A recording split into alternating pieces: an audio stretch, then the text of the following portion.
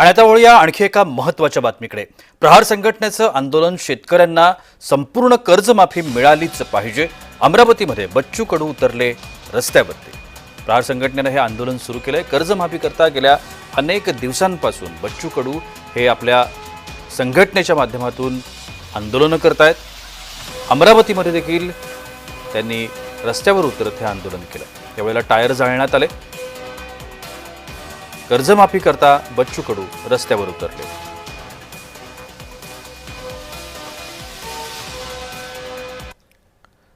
प्रहार संघटनेचं आंदोलन पुण्यात देखील सुरू झालंय। आपण थेट जाऊया।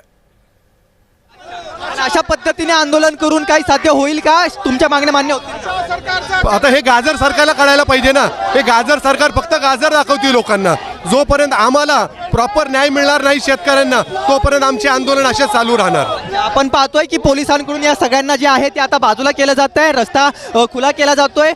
डेक्कनच्या पोलीस वरिष्ठ पोलीस निरीक्षक जे आहेत ते या ठिकाणी आलेले आहेत। आपण पाहतोय की यांच्या माध्यमातून हा रस्ता जो आहे तो खुला करून दिला जातोय।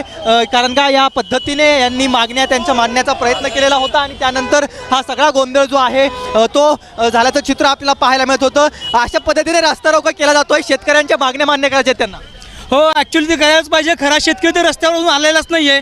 शेतकऱ्यांचं पार आत्महत्या दिवसेंदिवस वाढत आहेत। मी स्वतः BSc ॲग्री आहे। शेतकऱ्याची काय अवस्था चालली आहे तर त्या ठिकाणी तुम्हाला आपण पाहतोय की सगळे शेतकऱ्यांच्या मागण्यासाठी हे होतंय, त्यामुळे त्यांनी देखील मान्य केलं आणि आता वाहतुकीसाठी हा रस्ता खुला केला जातोय। तर या ठिकाणी सगळे जे आहेत ते आता आंदोलकांना पुन्हा एकदा पोलीस जे आहेत ते घेऊन गेल्याचं चित्र आपल्याला पाहायला मिळतंय। अशा पद्धतीने हे सगळं आंदोलन होईल असं वाटलं नव्हतं। वरिष्ठ पोलीस निरीक्षक बोलतात त्यांनी फक्त शांततेच्या मार्गाने नाही निदर्शनं करण्याचं हे दिलं होतं आणि आता आपण सांगितल्यानंतर ते बाजूला पण झालेले आहेत।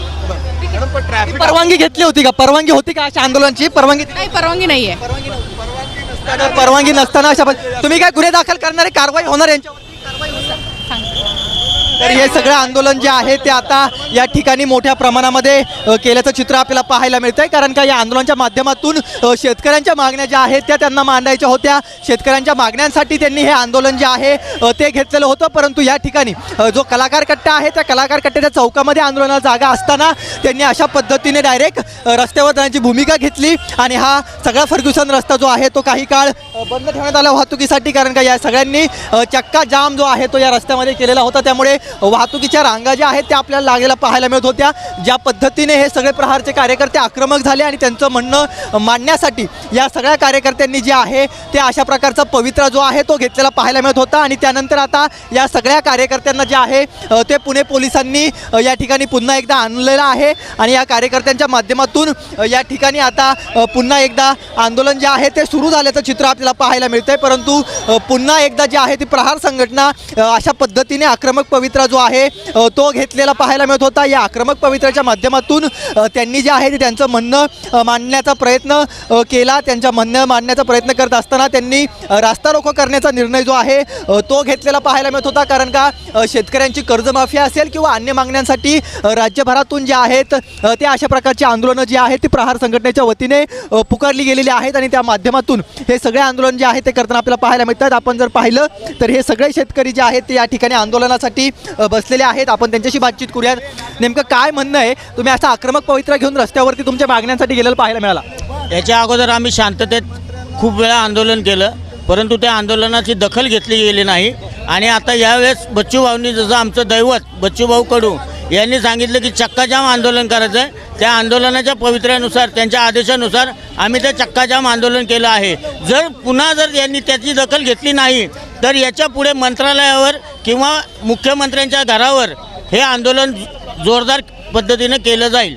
तर अशा पद्धतीने आंदोलन जे आहे ते पुन्हा एकदा जोरदार केलं जाईल अशा प्रकारचं म्हणणं आहे। आक्रमक पवित्रा तुम्ही घेतला, हातामध्ये भाजी घेऊन आलाय, तुमच्या मागण्या मान्य होतील का आणि अशा पद्धतीने आंदोलन करणं योग्य आहे का? नाही झालं तरी आमचे आदरणीय बच्चूभाऊ हे मागण्या पूर्ण करून घेतील असा आम्हाला विश्वास आहे आणि हा जनतेला पण आहे। आज बच्चूभाऊ सोबतच सगळी जनता आहे। ही तीन रमी सरकार हे शेतकऱ्यांना दिलेला जो हवाला होता की 7/12 कोरा करू कोरा करू कोरा करू कोरा कोरा कोरा, हा काही सरकारने आदरणीय मुख्यमंत्री साहेबांनी हा शब्द पाळलेला नाही. हा शब्द केवळ आमचे बच्चू भाऊच करून दाखवतील असा हा जनतेला पण विश्वास आहे. बरोबर आहे, जनतेला पण असा विश्वास आहे. अशा प्रकारचं म्हणणं या सगळ्या कार्यकर्त्यांकडून व्यक्त केलं जात आहे. परंतु या सगळ्या कार्यकर्त्यांनी आक्रमक पवित्रा घेतल्याचं चित्र आपल्याला पाहायला मिळालं.